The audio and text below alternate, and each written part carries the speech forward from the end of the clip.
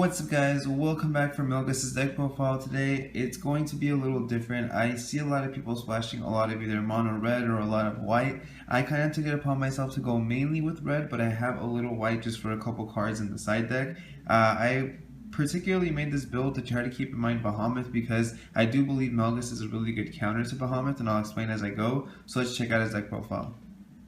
So my magic stones aren't anything crazy. I have once again a little redstone which I call red on for Lancelot. I think it's really important to be able to give him that 200 buff. 4 light rays just to have, heat rays, sorry, to be able to have the fire and light. And then I run 5 mono redstones. For the Resonators, because red decks rush through their hand really quickly and end up not having too many cards, I wanted to make sure my Resonators took a lot of resources out of my opponent's hand so that if we're both responding to each other, their hand is just as low as mine, so they're not outpacing me at any point. I run 4 Percival. This is actually the only light resonator in the deck. It's way too important not to be able to get, so I do run 4 heat rays for it. I also have a really heavy light side, so I don't mind having all the light. 4 Guinevere, because as I mentioned for the Faria deck profile, if they try to rapid decay one of your creatures or Thunder or something, you could just kind of tribute it for this Queen's effect and be able to draw 2 and discard 1. It kind of makes them still have to respond to your card because you're not mandatory to use the Queen's effect, but it kind of saves you from losing a card and they still lose theirs. And then 4 Rook Egg, which also combos really well with the Queen. If she banishes this, you would be able to get off its search effect, still draw 2 and discard 1, so that's really great. And 4 Lancelot. Lancelot's the main beater in the deck, of course. With this, you're able to clear your opponent's field while having a 6/6 swiftness.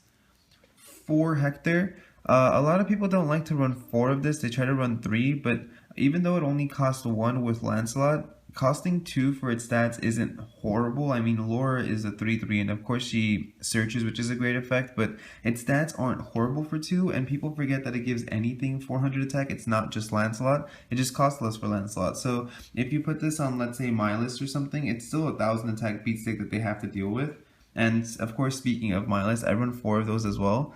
The 600 attack makes it really like beefy, and even though his defense is really low, it forces your opponent to want to get rid of this, and the more you force them to have outs to all your cards, the more they burn through their hand, and if they don't have the out to it, they're taking a bunch of damage. And even if they can't thunder this right on its enter and you get the 300 direct off, combined with Melgis's ruler side's 200 burn, that actually adds up really quickly.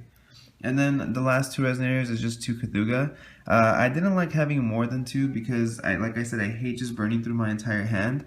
This I think is really good if you open with one of this in a Rook Egg, or maybe a Queen, you've used her effect and she's just tapped, so you can tribute her for this. You can drop a Hector to buff Lancelot and then tribute it away for this, so you have 2 attackers that turn. It's just really good and it's searchable with Rook Egg, so I didn't see any need more than 2, and I didn't want to use none at all because it is a great card. For the spells, I decided to run 4 Leviathan. I don't have any Excalibur in the deck because although Flame of the Outer World does kill Melgis, if you're going against something that can use Flame of the Outer World and they have it open, you should be able to play around it pretty smartly because, like I said, your Resonators take a lot of their resources. So if you can get them to tap out by summoning all this strong stuff and then deactivating it your Freestone anyway, you're still kind of somewhat in the lead. And I have, I was thinking about signing Excaliburs, but I don't know, there's something about it that just felt really slow in the deck. I didn't feel as though the buff to Melgis was necessary, especially because burn is so big in this meta. Melgis's first strike just deals with Bahamut anyway. You crash into him with 12, he has first strike, so it kills Bahamut, which is only at 1000. That way, even if they use the white sword, they'll only go to 1200 and be able to still get one-shotted. And then if they happen to thunder your Melgis or something, you obviously could just respond to it with Leviathan and then get imperishable. So I really just like using Melgis for the sake of a burn, a quick answer to Bahamut, and there's a late game option for it for other decks as well, which I'll get into as I go. And 4 Thunder, of course, which is explanatory, but I also decided to run 4 Demon Flame. Now, if you saw my Faria deck, you saw that I had 4 Justice and 4 Light, but 4 Justice and 4 Thunder, I'm sorry.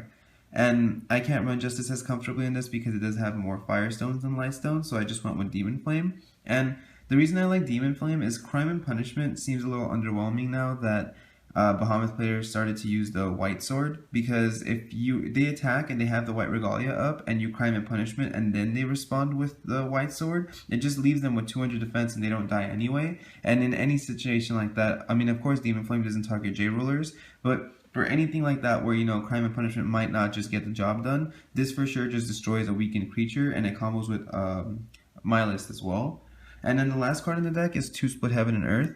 You might think that it's really risky to run something like this with 5 of the special stones, but Melgis' effect is actually to tap a red stone, and you can either banish a creature or a magic stone to do 300 damage to something, but with the regalia it would be 500 damage. So what you could do is you could enter, purposely tap your mono stones to then blow up. I mean, you tap the special stones in order to destroy yet again those stones, leaving you with only mono stones open, and then you play the 2 mono stones for Split Heaven and Earth. So you would clear their field. They might freak out and try to answer the Melgis and try to think like, oh, you know, he's going to try to blow up my field and go for a swing, because Melgis always has so much attack with swiftness. And you force them to respond to your Melgis. It dies, who cares, and you just split for game. So it is really nice to be able to have Split as an answer, even though you have so many special stones in the deck. For the side deck, I have 4 Susanos. This side deck is extremely close to Faria's. I only actually switched 2 cards. On the note of Bahamut and Bahamut hate in general, I think a lot of people are also having a problem with it, myself included, because I'm always trying to further my game in the beginning. But the whole beginning game against Bahamut is totally in their favor because of how strong it is. And I think I've actually noticed that with the Demon Flames and the Thunders in this deck, it's extremely important to just hold them. And if you go first and you tap a stone, even if you drop a Queen or a Percival, just don't. They're going to do the same play every single time. They're going to drop a Hunter or an Apostle of Cain, either swing with the Hunter or tribute it for Cthulhu if it's an Apostle, or attack with the Hunter, tribute it for Cthulhu anyway, go with the Cthulhu. And if you could stop that play, it actually buys you enough time to actually make a comeback, especially because then once you have 2 stones, which is of course just the next turn, the second they deactivate Bahamut, you can respond the next turn with Melgis if you have your Leviathan as well, and you would be able to swing into the Bahamut and just, that's it. Even if they get imperishable, like I said, buying time against that deck is the most important thing, because they don't accumulate many stones, and if you can just get rid of their early game, you pretty much win the match. And then I have 3 Rapid Decays, 3 Savior of Splendor, 3 Return to Stories, and I replaced the 2 Ables with 2 King Flame Shout. This card is just for a board wipe, just because stuff like Elves could get really frustrating, and it's also annoying to go against a bunch of Cheshires and the Holy Wind Green Cat, just because your Lancelots do clear the field, but not as fast as you would hope against all that little stuff. So it's nice to just have an entire like wipe for anything that's like an Elvish Priest or anything like that, Grettles and Cats, just to be able to start actually pushing in some damage. So that was of course my Melgis, the one charmed by the Demon Sword deck profile. If you guys have any questions or suggestions, please feel free to leave a comment in the comment section below. If you haven't subscribed yet, make sure you do, because I have Vlad's deck profile coming tomorrow. It'll of course have a detailed long version and a too long didn't watch version for any of you that just want a quick deck list. And of course this video will also have a too long didn't watch version, so if you guys need a deck list, just go ahead and watch that, because it's only like 2 minutes long, and I will catch you guys next time.